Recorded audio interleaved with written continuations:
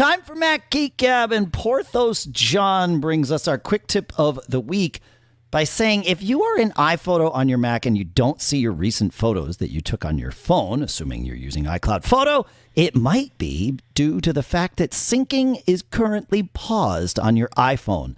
I have all the options set to allow cellular data, etc., but still I find my phone seems to pause photo syncing a lot. One reason it seems is that if I use quick camera access from the lock screen without unlocking my phone, those don't want to sync until I unlock my phone, Wi-Fi or not. The quick fix is to go into Photos on my phone, and at the bottom of the library, I see a little line of text telling me whether or not syncing is paused, and sometimes even why, and a small link to resume it now. More quick tips like this, plus your questions answered today on Mac Geek Gab 1029 for Monday, March 18th. What is the day? Oh, I know. I pulled it up. It's National Sloppy Joe Day, folks. 2024.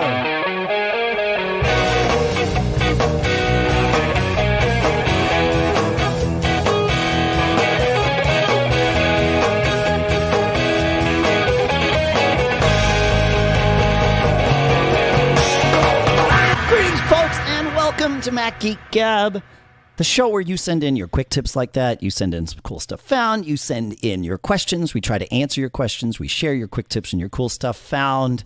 We put it all together into an agenda so that each of us, every single time we get together, will learn at least 5 new things. Sponsors for this episode include LinkedIn.com/MGG, where you can go and post your first job for free.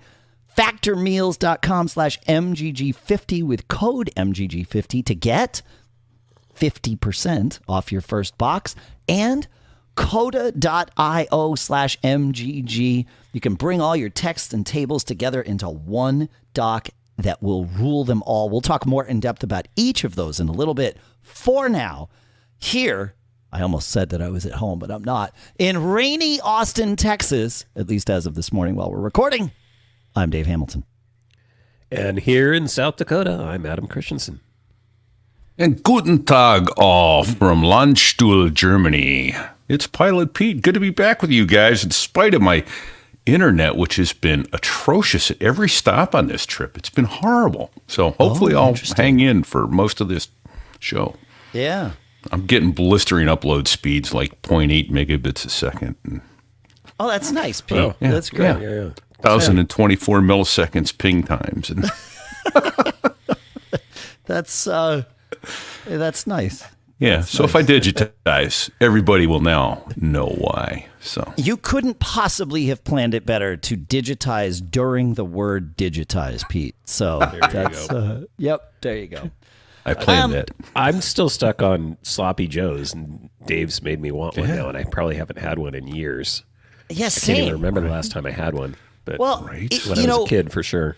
The thing is, having a Sloppy Joe, if you haven't had one in a number of years, could be like an awkward moment. Maybe you've forgotten how to eat it. Maybe you've forgotten how to make it. And the good news is, though, in addition to being National Sloppy Joe Day, it is also Awkward Moments Day. So perfect. Yeah. I think so. Yeah. All right. I got to do it now. So one of my earliest memories in life, it was an awkward moment when I was eating a Sloppy Joe. I was at another kid's birthday party. I was probably about 4, and I was horrified because I didn't have a napkin, and I was covered in sauce. And it was like I was frozen until this kid's mother came over and cleaned me up. It might have been 3 or 4. So, what sort of horrible hamburger is this? I didn't form it right. It's falling apart. That's aptly named. I wonder if these two things are related, Pete. Yeah. Maybe it's all about you. Yeah. Yeah. All right. So I'm here in Austin for South by Southwest, as I typically am every year at this time, and we've got a couple things to talk about that I have found here. Some great stuff. South by, for those of you who don't know, is a conference for creators. It is a tech conference. It is a music conference. It is a film conference. It is an education conference. And there's all kinds of things going on in addition to there being sessions about all of those topics. There are also those things that musicians perform, films are premiered, tech is shown. It's all just all in one. I joked with them that they created this conference specifically for me once because it like hits all of the things that I kind of do. I don't make films, but they make films about tech and music. And so like that, yeah, it's been good. But I noticed something this week, right? And it's a quick tip. Like I'm going somewhere with this. We have our notifications on our phones, right? Like, as one does. And I noticed that while I was out and about, like attending sessions or doing things, many of these notifications I want to get. I want to know when there's, like I get a text message and I want to know most of the things. In fact, I don't want to be in Do Not Disturb. However, there were a series of notifications that I started getting that I realized I wanted to ignore. And I created what I now call my conference focus mode. And specifically what I have turned off, I have used that focus mode to silence notifications only from specific apps.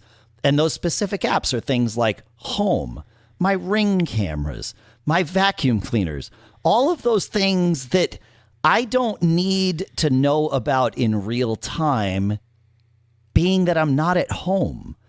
I'm not concerned, overly concerned. I mean, I'm always a little concerned, but I'm not overly concerned about people being at my house when they shouldn't be or whatever, but I don't need to know when the garage door opens and closes. I don't need to know when someone's in the driveway. I don't need to know when the humidifier in the bedroom runs out of water.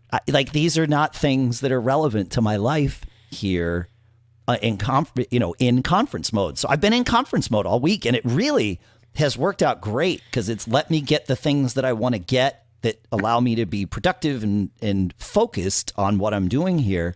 So think about these things. At first I put myself in Do Not Disturb, and I'm like, I don't really want that though. I want something more granular. And I am constantly reminded of the first time on this show, John asked me, with the iOS betas, whatever version of iOS it was that had conference, had focus modes in it. Yeah. And he was like, what are those like? Are you using them? I'm like, nah, they're stupid. It's dumb. I don't think it's going to catch on, whatever. And obviously I prove myself wrong every single day.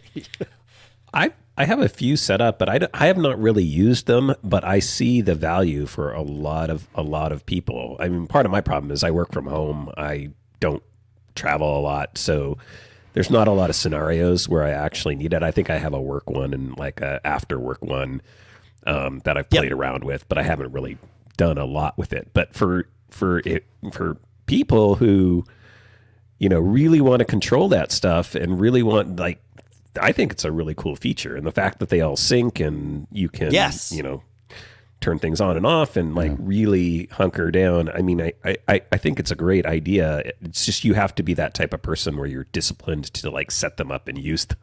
So I think for those people who are like that, and that's just not me, I just recognize that's not me, but for people who want that, it's a really cool feature. That's why I thought it was going to be dumb for me, because I am generally not that person, Adam, right? But I will create them. I do get frustrated at times, not all the time, but I do get frustrated when my phone starts notifying me of things that I don't want to be aware of in that moment, right? I'm trying to focus on one thing. I, may resemble some of the list of the symptoms that describe ADHD, right? Certainly there are times when I don't want to be distracted. And so it's in those moments that I create my new focus modes. Like I use that frustration as the fuel to create one. And one of my favorite ones, I've talked about it on the show, is the one I call Nuclear, which just only allows notifications from my nuclear family. And that's it. And, and a couple of other very specific apps that sort of are related to my family. And it works out great. Like I turn that on. Sometimes I'll have that on all weekend, the nuclear mode. So, yeah. One thing of note, and I may... Sorry, Pete. I'll say, so one thing of note, and I may be describing this improperly, but I'll do my best. With the focus modes, I found that there seems to be no way to only exclude unknown callers. I could be wrong. I could be doing it wrong. I've tried several different ways, but it seems to me that once I'm in any focus mode and the lock screen is on, only the people I allow can get through. And I haven't found one that allows all people in my contact list. I could be wrong, but it seems to me that that's a... Couldn't you just go into... And I'm using my phone as my camera, so I apologize for not being able to dig in. I'm traveling. I don't have my spare phone camera set up. But can't you just go into whatever that setting is in iOS? There is a setting in iOS that says block unknown callers. Yes, that's in the phone settings. Yeah. In the phone settings. Thanks. So so that may be it. But then I don't think that blocks texts from Joe Biden and Donald Trump and JFK and Margaret Thatcher and everybody else who's running for something. Yes. Yeah. Exactly. So, yeah. I tried to cover every political. Yeah. You did great, Pete. Yeah. The problem with that setting is I sometimes forget to turn it off when I'm like, I've had to do, get people to do work on the house or and then I don't get calls, and for whatever reason, a lot of times these days it feels like I don't know why people don't leave voicemails, but yes, and that's not granular enough because you can turn it on for an hour or until this evening or the end of this event. I'd like to be able to turn it off in 2 hours and 26 minutes or something like that. But I wonder, is it possible to automate that switch with a shortcut? The answer is probably no. Sure.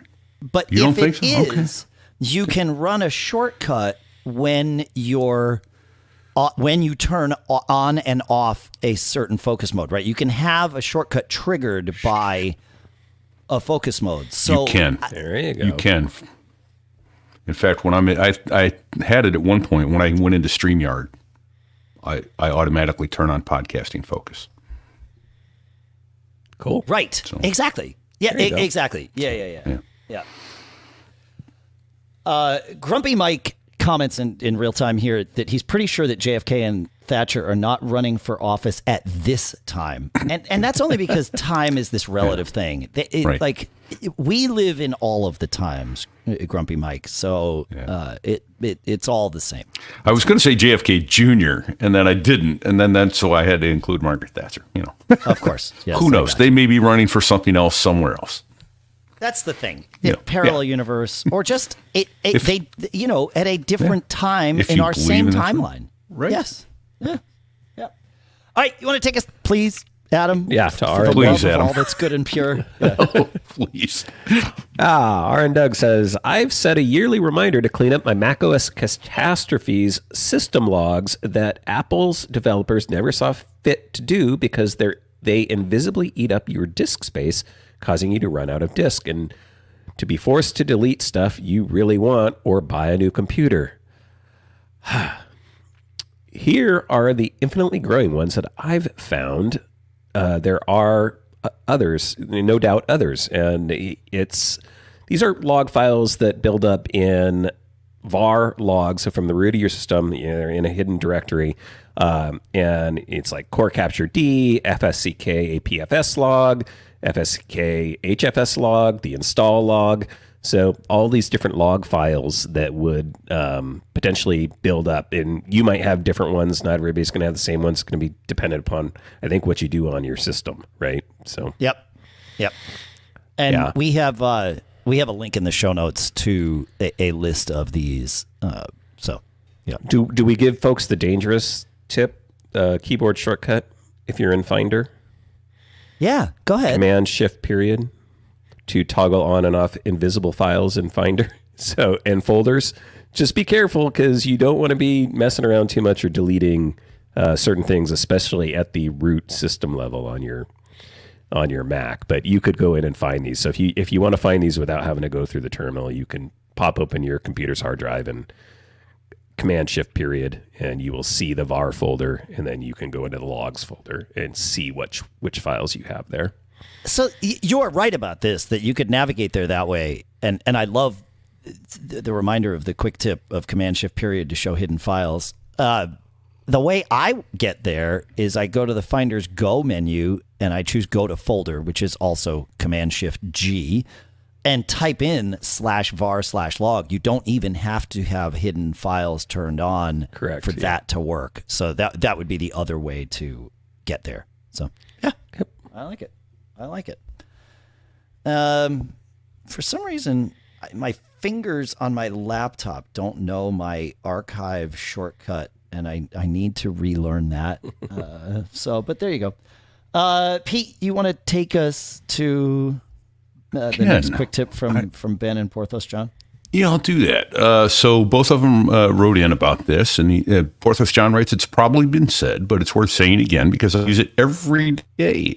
There's a much faster way to attach photos to email or to upload to Discord, websites, etc. on your Mac, as opposed to the old way of opening photos, dragging them out, or exporting them to a folder on the desktop or somewhere else where you know where they are.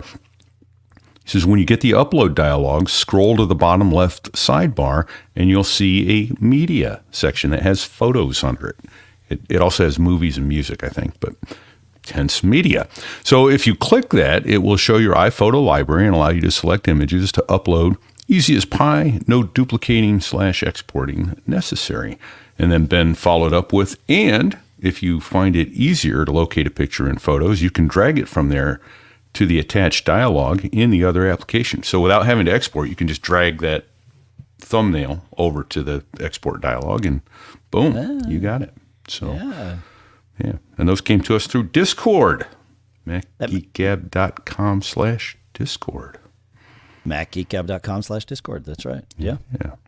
Or you could send something to us in feedback at macgeekgab.com. Wait, did you say feedback at macgeekgab.com? He heard me, Adam. Yeah, feedback at macgeekgab.com. Yeah, that's just what it is. All right. We have one from MyFaceIsTooBig in Love these call signs. in Discord. Yeah, they're great. Yeah.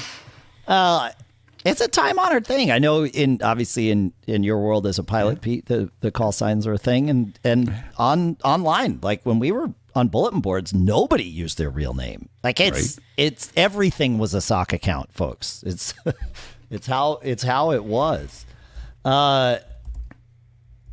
MyFaceIsTooBig writes, someone was recently expressing frustration about how man pages in the terminal are displayed.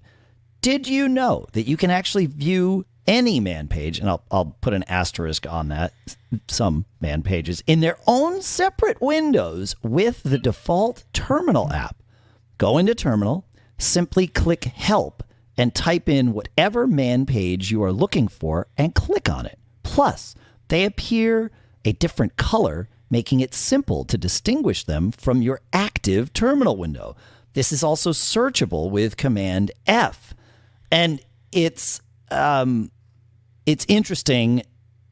I tried this, right? And it only works, it seems to only work for things that are built into macOS. I'm not sure why that is, but it is. So, the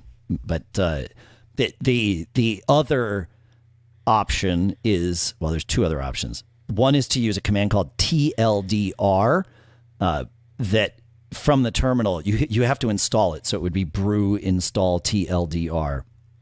And then that shows you, what's the right way to describe tldr? It shows you, well, the tldr, the synopsis of how to use a command with some examples. So it really distills the man page down into its essence that most people are going to need. And then PorthosJon says there is a TLDR app that is built for the iPad, but because it's built for iPad and not restricted, it will work on any Apple Silicon Mac in its own window. So you can use this tldr-pages app. to pull up all of your TLDR pages in a separate window on your Mac too. So lots of interesting ways of going about this. So. I think I mentioned this last time, but I'll mention it again because I just love this app and I use it for way more things than just man pages. But the Dash app is an app for all documentation and for different languages, for different things. There's an ASCII character set one. I think there's a regex one.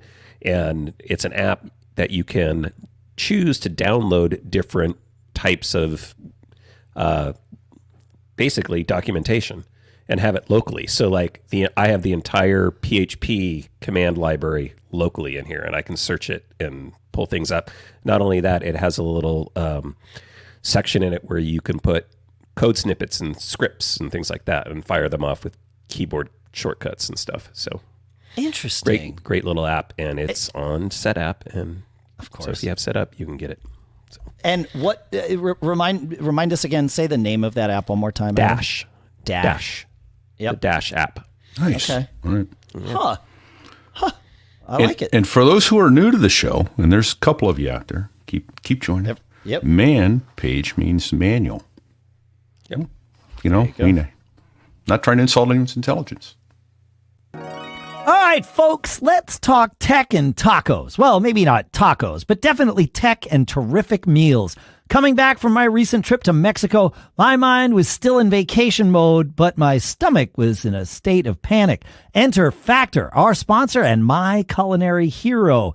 Imagine landing jet lag, dreaming of nothing but a quick nap, only to remember dinner requires effort. But wait, we had Factor at home. With meals ready faster than your computer can wake from sleep mode, Lisa and I were fueling up on chef-crafted goodness in just 2 minutes. It's like having a personal chef who specializes in the Command Z of cooking mishaps. With over 35 meal options weekly, including keto for the carb-conscious coder and calorie smart for the desk-bound developer, Factor fits any lifestyle or diet faster than you can say compile error. And for those who think pancakes and smoothies are just for breakfast, think again. Factor's add-ons are the perfect debug snack for any time of the day. No prep, no mess, no fuss. It's the plug-and-play solution for eating well with our busy lives. And let's face it, in our world where uptime is king, Factor is the cloud service for your kitchen. Scalable, flexible, and always ready when you are. So don't get caught with your hard drive down and your stomach empty. Head to factormeals.com/MGG50 and use code MGG50 to get 50% off. That's code MGG50 at factormeals.com/MGG50 to get 50% off. Because my fellow geeks, who has time for cooking when there are algorithms to solve? And our thanks to Factor for sponsoring this episode. All right, have you ever tried to find that perfect addition to your tech squad, but felt like you were just sifting through endless pop-up ads? Well, that was me before hitting the jackpot with our sponsor, LinkedIn Jobs. Let me tell you about Sadie, our social media and promotions ninja. 3 years ago, we were on the hunt for someone who could speak fluent hashtag and meme, and let's just say LinkedIn Jobs turned that quest into a victory dance. With LinkedIn's vast network of over 1 billion pros, it was like having the ultimate cheat code for hiring. Finding Sadie was just as easy as beating that final boss level on easy mode. We posted our job and bam, LinkedIn Jobs used its algorithm magic to match us with quality candidates, including the ninja herself. And get this, 86% of small businesses score a qualified candidate in just 24 hours on LinkedIn. It was faster than a fiber optic internet connection. So don't get caught in the endless loop of hiring despair. Check out LinkedIn Jobs, where finding your next team member is as seamless as syncing your devices. Post your job for free at linkedin.com/MGG. That's linkedin.com/MGG to post your job for free. Terms and conditions apply. It's the must-have resource for small businesses juggling too many tasks, including those of us in the tech sphere who might prefer coding over writing job descriptions. And our thanks to LinkedIn Jobs for sponsoring this episode and finding Sadie. All right, Adam, should we do some questions? Yeah, let's do some listener questions. We have one from Michael. He says, Dave, Pete, and Adam. Welcome, Adam. I've listened to both Mac Geek Gab and Mac Cast since the beginning. I guess that makes me old, but I've never been caught. That's a good thing. I need your geek wisdom on adding my desktop and document files to my iCloud drive. My first question is, do any of you use it? Second, my main Mac is a work-issued M1 16-inch MacBook Pro with a 500-gigabyte internal hard drive. I use Dropbox and store almost all my documents there except one work-specific folder I store on the hard drive on the MacBook Pro. We also use Google as our system at work, so much of my work-related stuff is on a company Google Drive. I back up my photos in iCloud Photo Library. What would the advantages and disadvantages be of turning this feature on in my situation? Thanks for all you do. Yeah, I use the desktop and document syncing on all of my Macs. Years ago, after upgrading to the 2 terabyte family plan, which last week I mentioned I might need to upgrade past, because I figured, well, I have more storage than I need, which is getting to be less true. I thought, well, why not, right? And but I am not using Apple's Documents folder as my main document storage. For that, I use Synology Drive, but that's kind of immaterial. You use Dropbox, whatever. But still, having whatever is in my Documents folder synced everywhere proves useful every now and again, especially with the Files app on my iDevices. Yes, there are integrations for Dropbox into the Files app and Synology Drive into the Files app. I haven't found anything that is as seamless as Apple's own Documents folder in the Files app. Well, yeah, exactly. Like this is so when I need to get something to or from mostly from, like if I'm saving it from my phone or something, I will put it in the Documents folder and I just know it's going to work. I don't have to like clunkily relog into my services and all that. So that works fine and that's convenient. Where this syncing really pays off for me is that I love having my desktop folder be the same on all of my Macs. I use my laptop, obviously, when I'm traveling. I have a Mac in the studio. I have a Mac in my office. And just knowing that whatever I put into my desktop folder or a subfolder thereof is just there. I use my desktop folder for a lot of the... I have a subfolder of my desktop folder that I use for a lot of sort of in progress files, like the agenda document for the show notes, where I actually track the timestamps and all that. That's in my desktop folder, so it's always synced. The some of the way I do like the ad preparation and all that stuff. And by the way, I keep meaning to say, I've been using ChatGPT to write my scripts for the ads to keep things kind of interesting. So if you are someone that if you say, oh, well, I already know about, say, LinkedIn jobs, or I already use Factor, I don't need to listen to the ad, give it a listen, because you might actually, I get a chuckle out of the scripts that I started getting bored with the scripts that I was coming up with because it was the same me and oftentimes the same talking points. So I would just wind up saying the same thing over and over again. So I let ChatGPT help me and make it funny. And yes, that is literally part of the prompt. Make it funny and incorporate the phrase "don't get caught" into the ads. So that'll be in every ad if I can make it happen. But yeah, having that desktop folder be that sort of active kind of things that I might need to touch quickly, and just having those there all the time. I have a folder on my desktop. Here's another quick tip. And yes, the caffeine is kicking in because I had about 3.5 hours of sleep. But I have a folder on my desktop called Kill Me. And I know that at least in the moment that I put something in that folder, I do not need to keep it forever. And then I have a Hazel rule that deletes things in the Kill Me folder that are older than like 60 days or something. I can't remember exactly what it is, but nice. This way I know it's just being purged constantly, and I can throw things in there and be like, yep, I want to put this there. I want it synced on all of my Macs, but I don't need it long term, and I might not even need it past this very moment in time, but I want to save it there. That little tip, I think, is one of those sanity savers too. So yeah. I also use desktops and documents. I don't have a lot to add there. I think like you covered a lot of it. For me, a big advantage too is just having access to that stuff from my iPad or iPhone when I need it. right? Yeah. It's not downloaded there. Obviously, I use the optimized storage on those devices, but doing that. And then the other tip that I would have, because he mentions the work situation, is I have my iCloud connected to my computer at work, but really the only feature I want there is the copy paste, because I have to copy and paste URLs for testing to like my personal iPhone and stuff like that. But I turn off, I go into iCloud and I turn off every other syncing. Like I don't sync my contacts, I just use certain features on that computer. So it sounds like he might want to do more than that, but like be aware, you can go into an individual machine and really control what's syncing via iCloud and what's not syncing. Fair. So, yeah. Anything more on that, or are we good to move on to Andrew here, Pete? Yeah. So Andrew wrote in with a question for us. And here it is. Okay. He says, I've been listening to the Mac Geek Gab and the MacCast for years, and I've got to say I'm enjoying listening to you all together. Thank you, Andrew. Woo. Anyway, my question is about backing up iOS devices. Adam especially is a passionate advocate of backing up, and I follow your advice, Adam, religiously for my Mac. But I'm running out of available iCloud space and looking for ways to save a bit of space. Because I'm a cheapskate, and all right, I'm sorry, I got to editorialize here. You're not a cheapskate, Andrew. You're a frugal pilot. And I don't want to pay for more storage if I don't have to.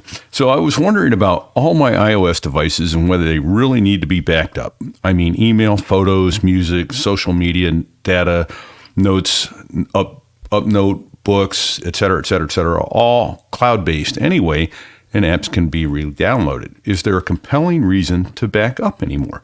Looking forward to hearing your thoughts. Yeah. I mean, I turn on iCloud backup and I use it, right? Like that's for my iOS devices, that's my main backup. I know people who will religiously also back up locally, so that gets backed up by other backups, right? You can go into the Finder and you can set up your iPhone to back up locally and sync like it did back in the old days. I just mostly use iCloud for that. And, I would say I'm kind of with you. I'll say what I always say about backup. Backup has to be a personal thing, in my opinion, right? I am fanatic about it. I've had losses. You should have some form of backup, especially for important things. But like what we were just talking about with documents, and if you're syncing your documents and folders somewhere, right, and they're being backed up on your Mac, it's okay to probably not have those downloaded to your iPhone and backed up there. And same thing, like if you're using iCloud Photo Library. So yeah, your point is well taken. Yeah, you don't need to probably back up everything, but you probably should think about the things that are really important to you and maybe adjust your backups for that.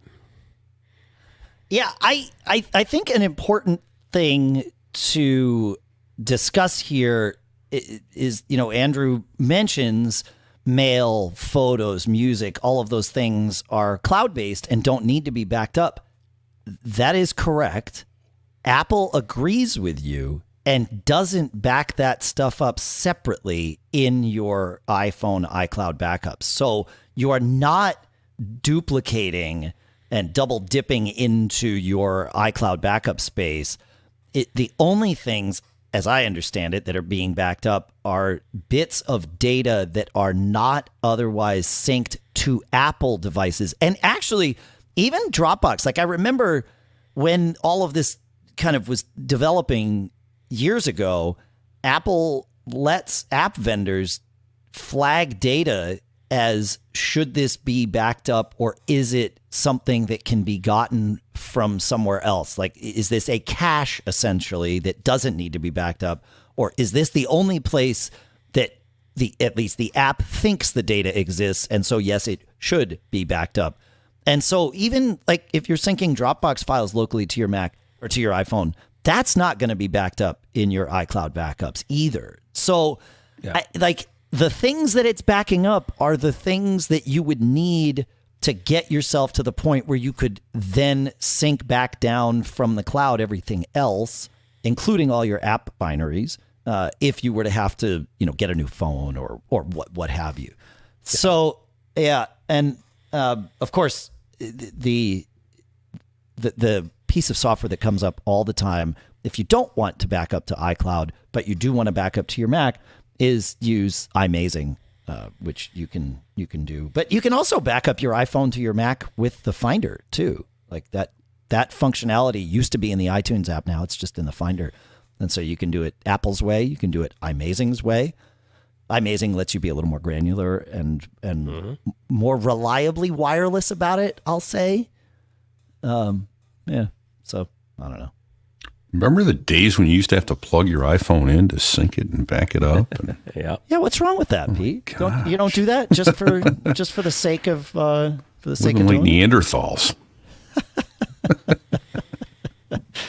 I mean, there still is one reason to do it that way, and I will typically do that one time before I do like an upgrade of stuff, and that's because if you do the manual sync and you turn on the encryption option, it will back up your health data and other data that normally would not be part of that backup. Oh, okay. Oh, that's right. The locally stored encrypted stuff that is only on the phone. Yeah. Yep. Typically. I forgot about that. Yeah. So, but one other thing to add on this is like if you're running out of backup storage space, to Dave's point, that documents like your apps do not get backed up, just the data for your apps gets backed up because Apple knows we can re-download the apps and then attach the data to it. So a couple of things, I have turned on recently the option in apps to allow it to, I forget what it says, like when an app has been not used for a long time, you can offload the app itself and just keep the data. So I do that, and then if you need to use that app again, you just tap it, it re-downloads, and away you go. Obviously that's not convenient if you don't have internet at that point, so that's where you can get caught with that one. So take that with a grain of salt. But yeah, I use that. And then the other thing is, like, I tend to find what mostly eats up my iCloud backups are my iCloud photo library and my kids' messages. Because they get videos and photos and like everything. So you might look at like cleaning up that data, maybe backing up the things that are important. Say like if you have 10 years of photos that, people have sent you in messages, and back up, gigabytes. Download and back up the ones that you want to keep, and like maybe purge off the ones that are just like, a picture of, I don't know, a meal you had or something. I don't know what it is. Silly cat videos. Tacos. Yeah. Random memes that got shared with you that you could go find the meme again if you really needed to. Yeah. I want to circle back, and I'm hoping as I'm vamping here that I'll remember what I want to ask you about, and I do. Because I usually have a piece of paper where I can like write down remind myself to ask Adam about the automatic offloading of apps, because I think it's on by default at times. I have found it enabled on my phone in the past, and I've gotten caught, right? I'm in one of those moments. I want to launch whatever the app is, and it ain't there. And I'm either on a weak cellular connection and can't download or whatever, right? So my question about that, so I have that turned off, and I anytime I notice it turned on, I'm furious, right? So my question is, you use it still. I have not used it in a long time. Is there a way to flag specific apps and say, no matter what, even if I haven't launched this since the day I installed it, never offload this particular app? Is there a way to do that? Not that I am aware of, but that doesn't mean it doesn't exist, because I haven't gone in a long time.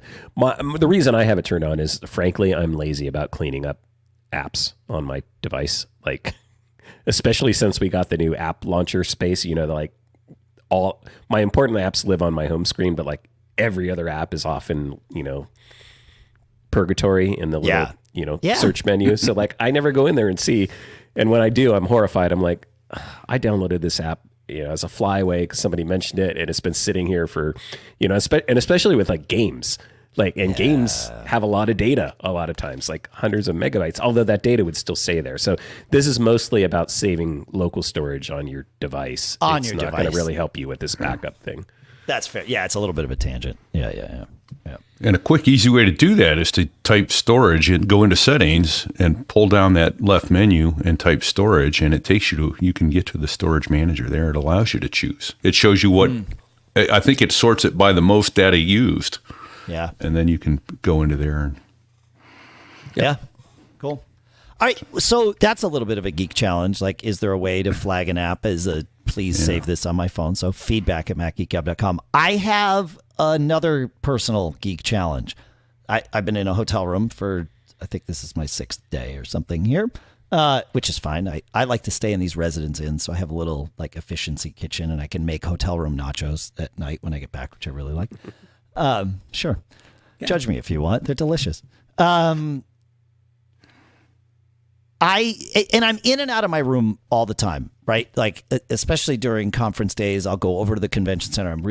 I always try to get a hotel that's close to the convention center, and I'll be like, I have some work to do. I'm just going to go back to the room. I have my separate screen. I have my fortress of solitude here where no one's going to bother me, and I can like heads down and get some work done. I would love to know if housekeeping has come. And I started thinking about this because I was sitting in the convention center in a session. I'm like, all right, when this session's over, I've got like 90 minutes. I don't have anybody to meet with. I think I'm going to bounce back and get some work done. But I could stay here and do it like in the media room or something. And if housekeeping hasn't come, I'll stay out of my room, for this. And so I started thinking, well, what would it take to do that? All of our hotel rooms have Wi-Fi. Is there some, and of course, anything we're looking for would need to be able to use like the captive portal, at least for configuration in a hotel room in an easy way. But couldn't we just have a motion sensor to trigger that, yes, there's motion in your hotel room? And then I could just use that and say, okay, well, if there's been motion in my hotel room, I'm going to choose to believe that it was housekeeping, right? Like, could be anything. But then it's like, all right, great. And has that motion, when was that motion most recently detected? Was it detected, 2 minutes ago, in which case they're still working and I want to stay out of their way? Or was it 30 minutes ago or 2 hours ago? And I'm like, oh yeah, I'm good to go. It is possible. Like, the world exists in such a way, in our timeline currently anyway, that this would be possible. And I feel like and maybe this is just something about me and I need to talk to someone about it, but I'll talk to you guys. I find myself wondering this often, like, oh, has housekeeping come? And then I know whether to detour around or whatever. I don't know. You could bring like a Eufy doorbell with you, Dave, and set that up. And no, you know what? Grumpy Mike in our Discord says bring a travel router, like your barrel thing or whatever, that would bypass the captive portal part of this. So then any IoT motion sensor would work. Yeah. Oh, that but is I the tell answer. you, I have no idea what they're doing here in this hotel in Germany. I was an hour yesterday screwing with it, and I could not get a login page for the hotel's Wi-Fi. Sure. Unless I was directly on the Wi-Fi, I could not get the router to repeat it to me and get on the barrel.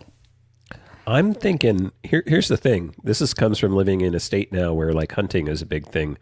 I'm thinking there's got to be like a cellular enabled like remote game camera that can like notify your phone.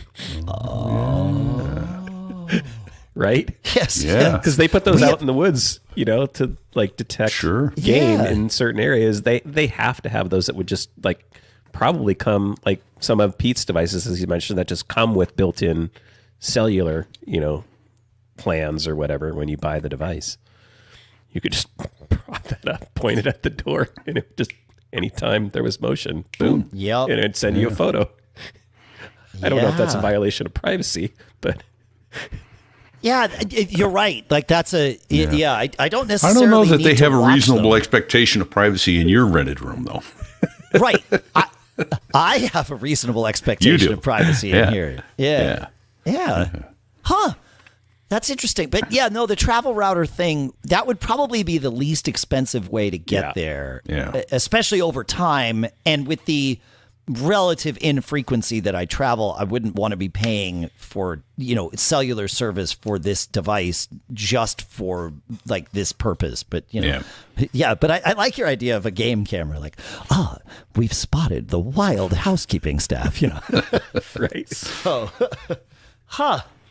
Yeah, that's okay. All right, there's a solution here. I know that I obsess about weird things, or atypical things. I don't want to say they're weird, but you can say they're weird. You can say it about me. It's fine. Yeah.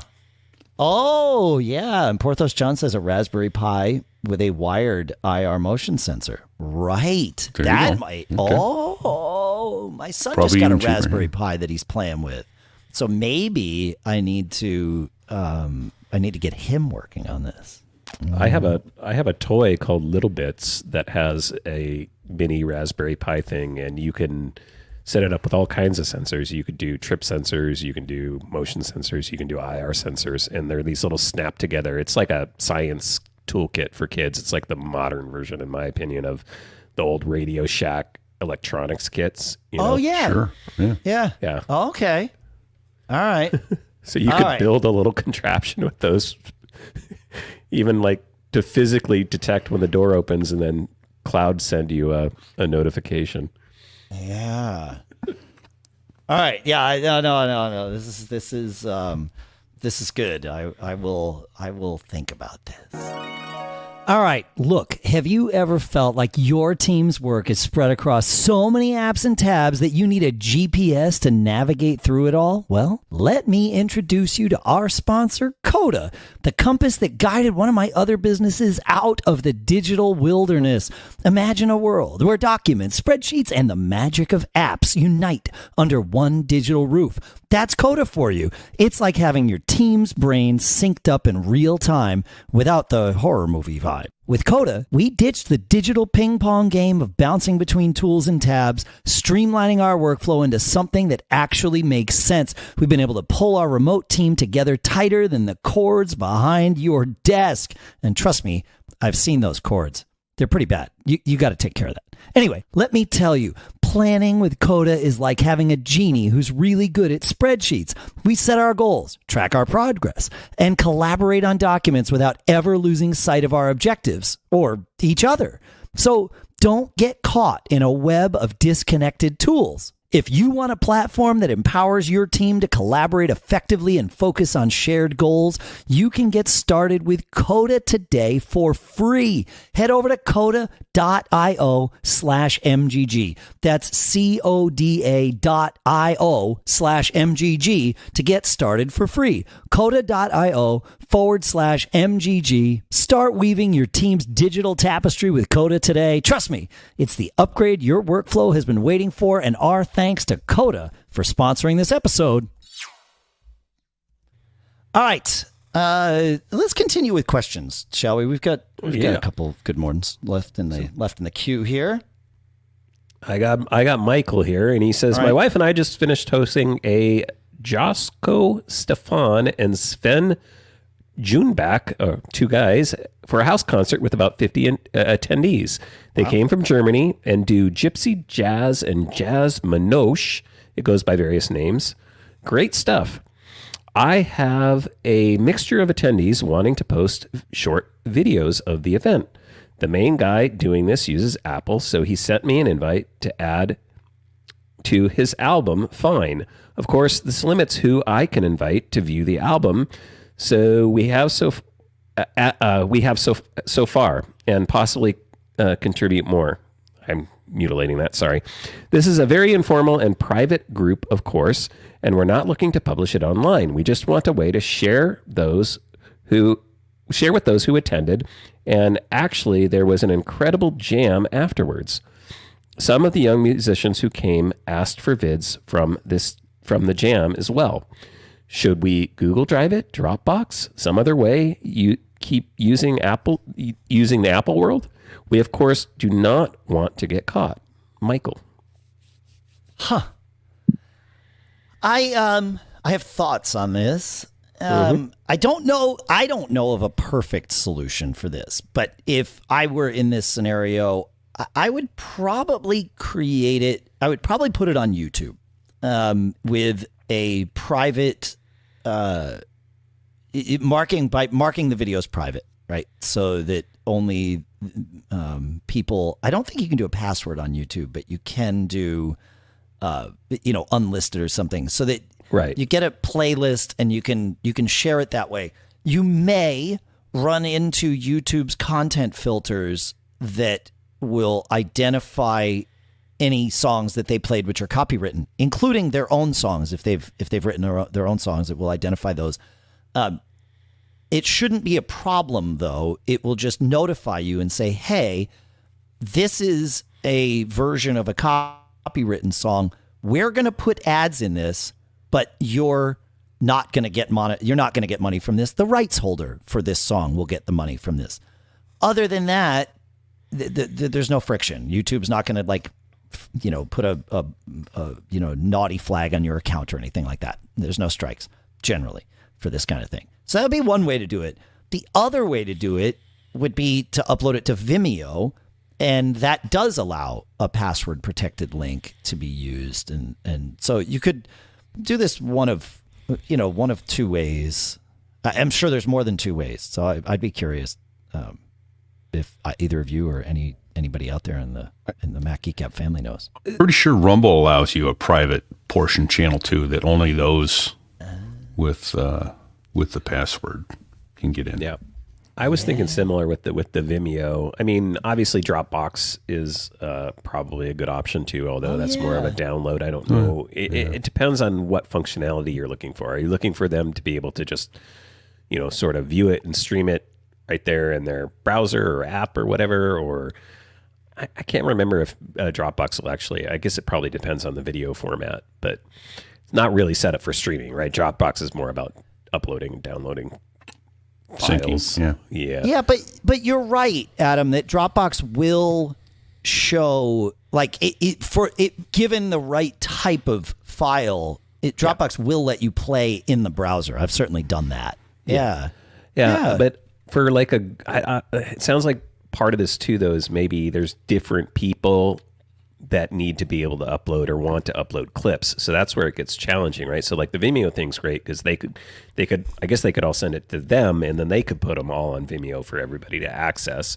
But if you're looking for that more collaborative thing where anybody can kind of share in the uploading to a directory, I mean, obviously you can do that with Apple, photo shares and iCloud photo library, which would be really cool. I'm trying to think if there's any cross-platform. And the other thing that I can't remember is now if you do have an Apple share, you can invite Windows people. I think they just have to go through a web interface, right?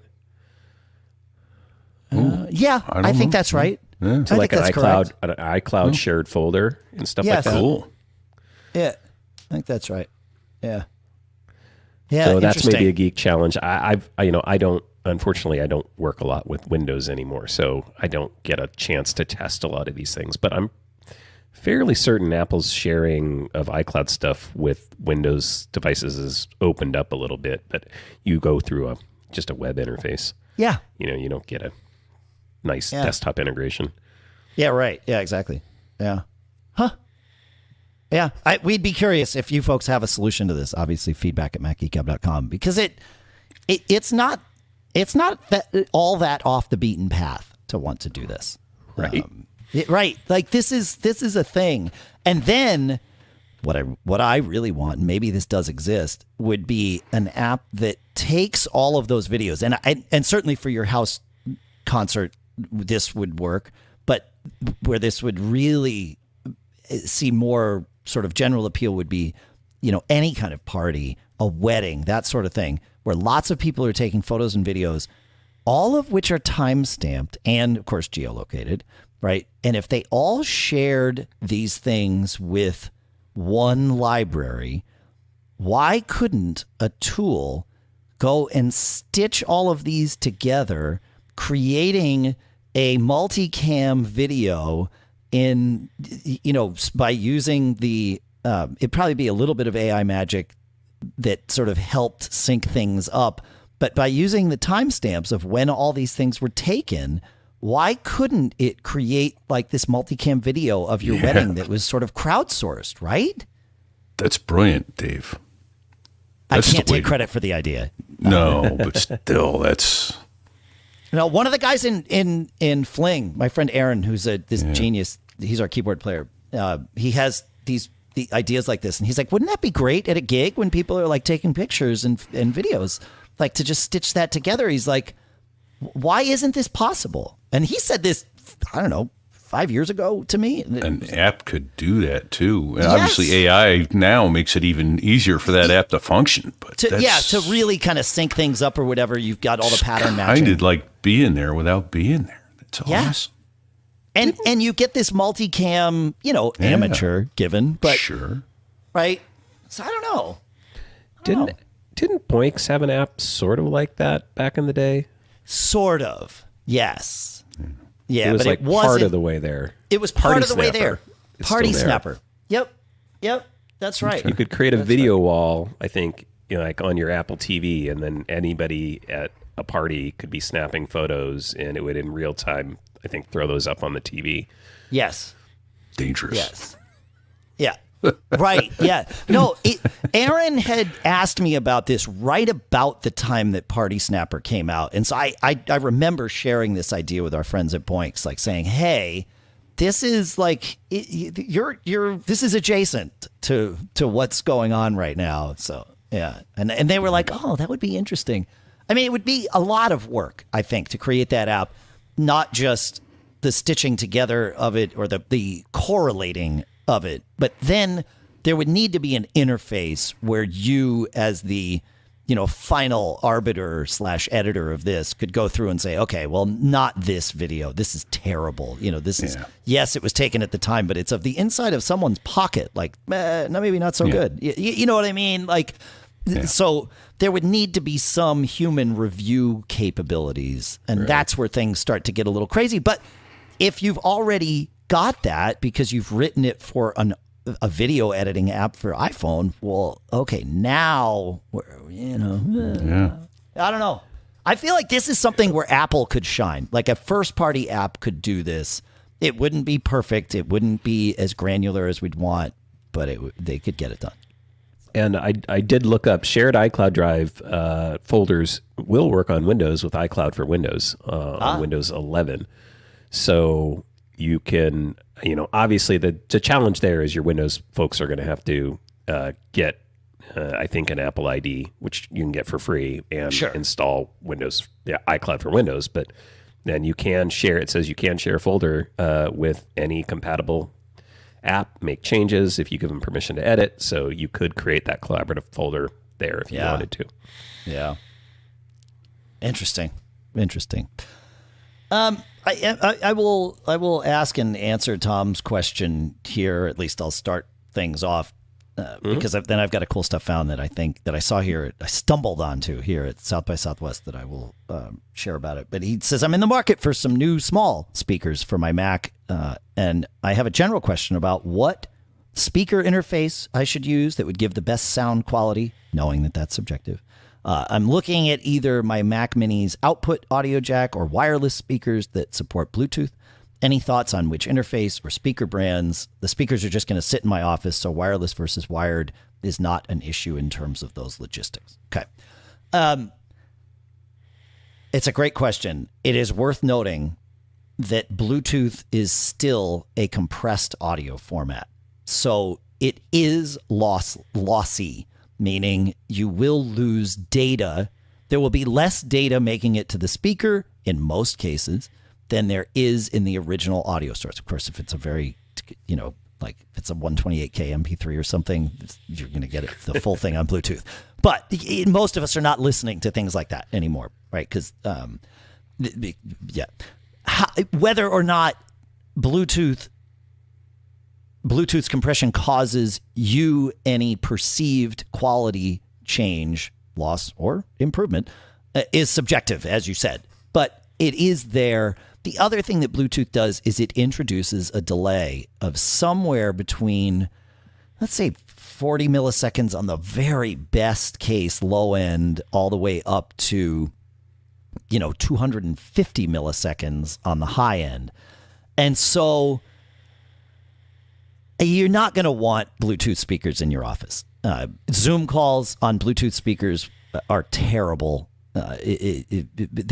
Zoom does a pretty good job of managing the echo, but you will get more and more echo on this if you wind up doing that. So there's no reason to go Bluetooth. There's no reason to compress that. I would go with something wired. Now, for small desktop speakers, I still really like AudioEngine's offerings. The AudioEngine A2, they're the speakers that I have in my office. They're about, I think they're like 3 or 4 inches tall. They're small. Maybe they're 5 or 6 inches tall, but they're small. They're compact is what I should say. They are wired and they sound great. They're full. You can add a subwoofer to them if you really want some full sound. I listen to music at my desk all day on just these AudioEngine A2s. Now, the AudioEngine A2 is not available anymore, but the A2 Plus is. And in my office, I discovered something because I was told to test this, and the folks at AudioEngine were right. They said, "Oh, you're just plugging this into the audio output of your Mac? Try plugging it in to our D1 digital to audio converter." And I thought, okay, fine. So you plug this D1 into your USB port on your Mac, and then you just plug the speakers into the output on the D1. The difference was night and day. It sounded like the stereo field widened. I was shocked. I really didn't expect much of a difference. And I normalized for volume levels. I checked it with a dB meter to make sure that I wasn't getting it's louder, therefore it sounds better, thing. Because that is fairly universal. If you turn it up to above a certain point, obviously we might disagree on these things, but add a few dB to something and it sounds better because you hear more. I normalized for all of that. No, that wasn't the issue. It really is the discrete power supply in these DACs and the quality of the DAC. The DAC that's in our Mac is not, it's not engineered to be the very best, whereas like the D1 is one of the best that's out there. So I say all this because you don't have to buy the AudioEngine A2s and a separate DAC. You can buy the AudioEngine A2 Plus, which for $269, it is the AudioEngine A2s, and it has a USB input, meaning it's got an external DAC built into the speakers. So you could also plug it directly into your Mac and do your own A/B testing, and maybe that's fun. But you're probably going to wind up just using that. So for $269, you get your DAC, you get your speakers, and they sound fantastic. So nice. That's where I would go with it. There are many, many, many, many good options out there. Dave, I hate to break in with this, but my company has said they're not going to pay me if I don't go to work. I've unfortunately hit my heart out, everybody. So I am going to say goodbye to everybody. Be safe, and we'll chat with you next week. Until then, don't get caught. We'll see you, Pete. Thanks for hanging out as long as you could guys. have. Yeah, man. Thanks. Yep. Blue skies, man. Thank you. Ta-ta. So what do you listen to music at your desk, Adam? I know you are in an office where you're the only one in there, so you could be playing things out loud. I do all the time, but I just use a HomePod Mini. That's another good option for someone in this scenario. Yeah. Yeah. I would prefer speakers if I was doing more with audio, but for Zoom meetings, I just use my AirPods Pro. I don't really need any other audio coming out, but depending upon what you're doing. I mean, the HomePod's really only good for music, which is mostly what I just listen to when I'm in the office. So I'm not playing games. I'm not I wouldn't want to watch a movie with the HomePod Mini sitting behind me. Right. If I had a stereo pair maybe in front of me, then I guess I could set them up that way, but I think you can stereo pair minis now, right? Maybe not. Yes. No, yes, you can. Yes, you can. Okay. Yeah. For a while, you couldn't. You had to use the big ones. So. Right. That's right. Yeah. No, the HomePod Mini would be great. HomePod Minis connect using AirPlay, right? Essentially, it's Wi-Fi, not Bluetooth. So you get lossless sound to them in a sense. I believe you get CD quality sound. So if there's something that's higher, it will sort of dumb it down a little bit. Probably not in a way that matters to most of us. So. Yeah. But like I said, if it was movies or games, I might prefer something like what you mentioned, the A2 Pluses or something. Yeah. The A2 Pluses. It's a great thing, and I was stoked to find out that they baked in that DAC with it. So Yeah. Cool. Here at South by Southwest, I went to the expo center, and went to their expo that shows all kinds of cool tech and stuff and all that. And I was like roped into a demo by a company called Brane Audio. They're actually an Austin company, Brane Audio. And they have the Brane X, which is a smart speaker. It does the A lady. I believe it also does the G lady. It is Bluetooth if you want it to be. It is AirPlay if you want it to be. You can pair them together to be stereo. It is actually a stereo speaker all by itself. It has multiple tweeters in it so that it creates a stereo field, which is quite impressive. They knew that people needed to experience this thing, so they built a room within the convention center that was fairly isolated sound-wise, so we could go in and demo this. And they were comparing it against, the JBL speaker, the Sonos Move, and I, of course, was like, well, I need to hear this. So I went in, and what they told me before I went in was that they figured out a way to put a subwoofer into this that moved 10 times as much air as a subwoofer of that size using normal technology. They use this whole like floating magnet thing that keeps the speaker suspended, and so that when air moves, it was like, okay, like the tech sounded very cool and is very cool. It's like, what's it sound like? So I went in and listened to this thing, and I had to use the dB meter on my watch to confirm that it wasn't like 6 dB louder than the other one, than like the Sonos Move. The sound from this was full. It was really, really impressive. It's about 20% more. I think it's a $500 speaker. So not cheap at all, but they're on to something here. There's some tech. I'm sure they've got it all patented and all that stuff. But my guess is we will see people licensing something like this from them, or other people developing their own versions of this. But it was a really, really smooth low end is the way I would describe it. So Brane Audio, and it is the Brane Audio X speaker. So cool. Maybe that's an option for our friend that Tom, who needed an external speaker with his Mac. So yeah. We have any more cool stuff found to go through, Adam? It's just us. I got one from Too Short Planks. He says, so on Mac Geek Gab, yeah, these names, right? They're awesome. On Mac Geek Gab 1027, you had a discussion about finding devices on your local network. One thing that you didn't mention was Bonjour, aka ZeroConf, the protocol that allows you to use the name of a device instead of its IP address.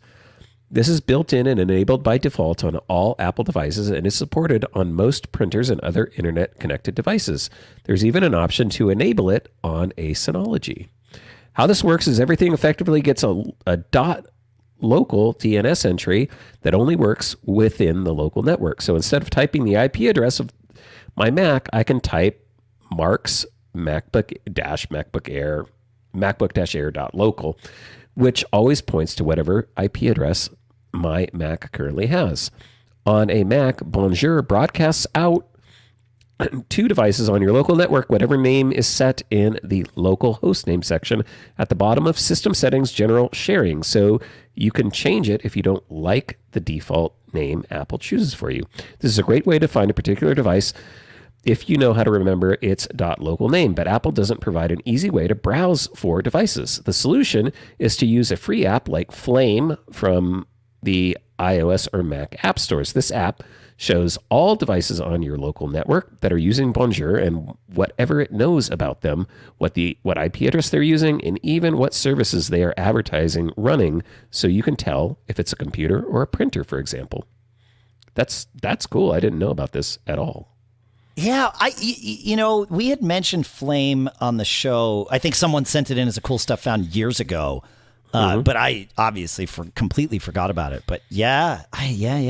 That's. I mean, I knew the Bonjour part. I knew the Bonjour Sure. whole thing, but I did not know there was an app that would display this. It's funny that that's not even just built in somewhere. I mean, maybe it is. It's probably lookupable in, I would assume, system information.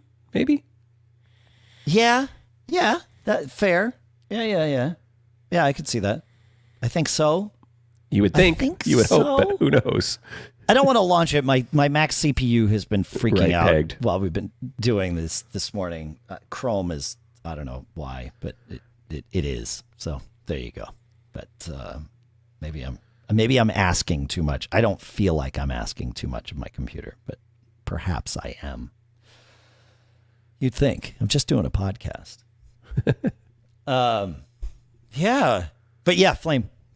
Yeah, good stuff. I wonder if there's an Apple developer tool or something. You know, is there something in Xcode that would do this too?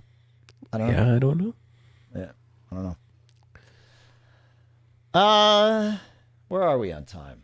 I will share. Maybe this is part of my issue here, but I like to when I'm at home in the studio, I've mentioned that I have an all digital setup. I mean, it's analog. My voice is analog, so obviously there's analog, and so are my ears.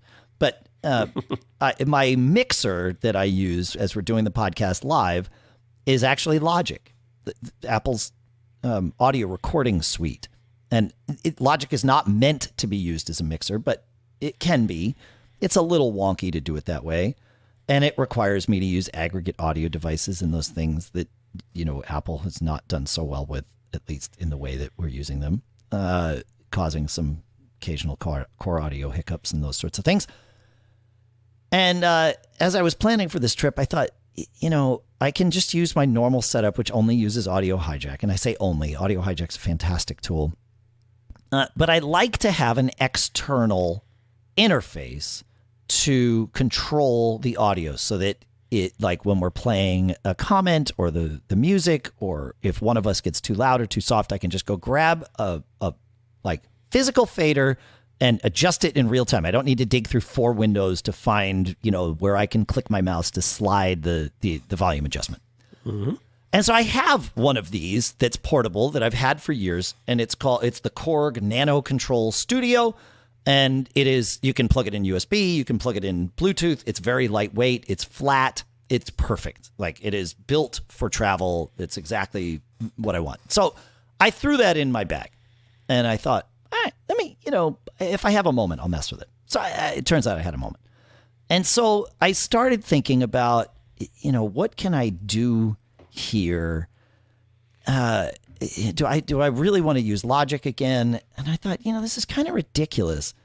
There should be, is there an app for the Mac that turns my Mac just into a mixer? I don't need all of Logic. I don't need it to do recording because I actually want to use Audio Hijack for the recording for various reasons. I just want to mix things, send it to somewhere, and record there or do whatever I want with it.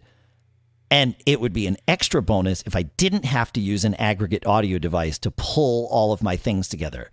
Like with Logic sees one input device and one output device. I don't have just one. I have you guys on a virtual device. I have me on a hardware device because it's a microphone. I have the theme music on another, virtual device. And so I have to use an aggregate device to pull them all into one. Wouldn't it be great if it's totally possible? And Audio Hijack can do this. The one thing Audio Hijack cannot currently do is support a control interface with MIDI to control faders. So I'm like, all right, has someone cracked this egg? And it turns out the answer is yes. There's a piece of software from the folks at LoudLab called SoundDesk that is built to do exactly what I described, nothing more and nothing less, and it's super configurable. It really didn't take me much time at all. It's a $40 app, and it is what I have used to mix this show today. So I know our sound is different today because I'm in a hotel and all of that stuff, but I'm excited about the possibilities And I can put effects in the chain just like you can with Logic. I can route things any way I want.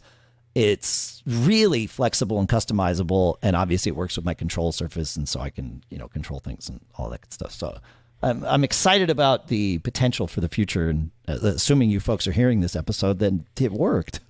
So yeah, that is super cool. And $40, I mean, what a deal. I know. Yeah, they need to charge more for it, I would think. But yeah. So yeah. I'm stoked. It seems to work. Maybe, however, maybe that's part of my CPU issues. Maybe SoundDesk uses more CPU than Logic did. I don't know. That part I need to dig into. So it seems like it's Chrome that's kind of Chrome and Safari. Actually, I think actually some of the windows that I had open in Safari, like I think the Brane audio had some active things happening in JavaScript that might have been causing issues. I don't know. So, yep. That's what I got. Tennessee Papa in Discord chat says, "What about loopback? Do you want to kind of talk about that versus this?" Yeah, it's a little bit different. Yeah, Loopback is very much part of my workflow. Loopback is an app from Audio Hijack that creates virtual audio devices. So when I mentioned that I have you guys coming in on a virtual audio device, or I have my, the theme music coming in on another virtual audio device, those are Loopback devices. So you go into Loopback, you tell it create a device, and then it creates an audio device. It can be a pass-through device. You can send audio to it from one app and have it output to another, or it can be a capture device, or both. But a capture device saying, let me point it at that app and grab that app's audio and turn it into a device. And when I say a device, I mean this shows up in system settings, sound as either an input or an output device, or both, depending on how you create it in Loopback. So that is still, I'm using that very much here to route into and out of SoundDesk. Now, SoundDesk has its own Loopback-ish component to it that I haven't dug into, but I did notice it as I was pulling this together. I was like, well, I already have all my Loopback devices set up, so I'm not going to reinvent that particular wheel for this. But yes, they have that too, which is really, it warmed the cockles of my heart when I saw that, because it means that Audio Hijack and Loopback and those tools that we podcasters so heavily rely upon from Rogue Amoeba, it means they have competition.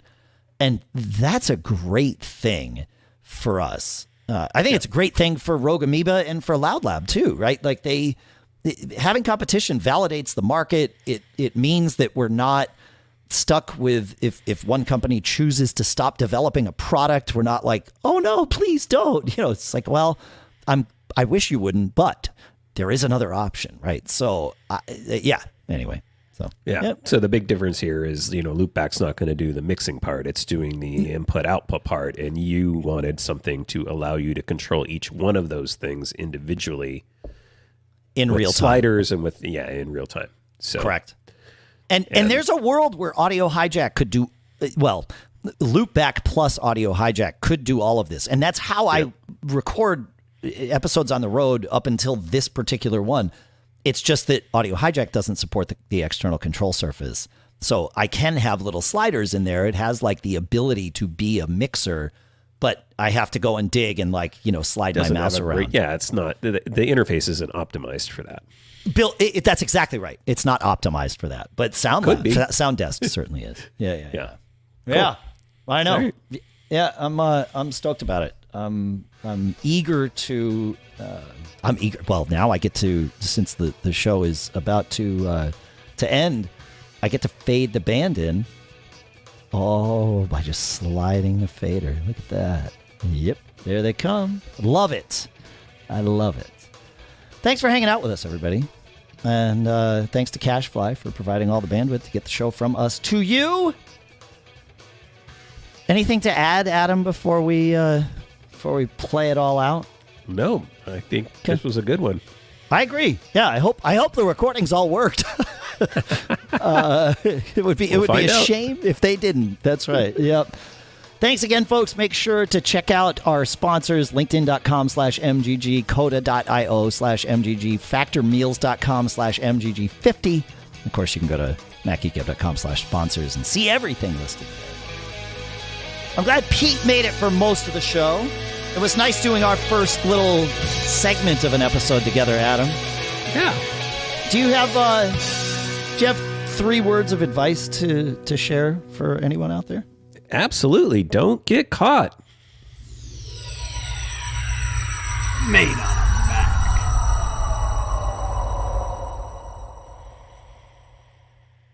Later.